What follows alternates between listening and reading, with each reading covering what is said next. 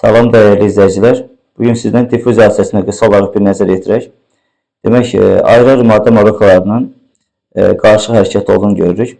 MK qanunlarından da məhz biri bu idi ki, bütün maddə molekulaları məhz bu cür nizamsız hərəkət edir. İndi isə temperaturlarını artıraraq molekulaların hərəkət sürətinin necə dəyişdiyinə də baxaq.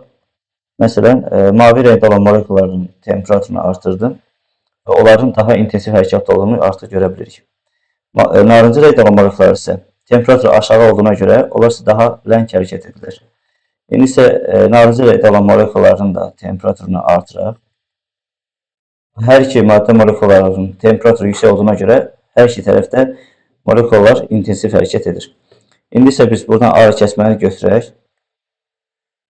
Demişdik ki, bir maddə molekulaların digər maddə molekulalarına məhz bu cür qarışmasına diffuziya hadisəsi deyilir. Sağ olun, növbəti videolarda görüşənədək.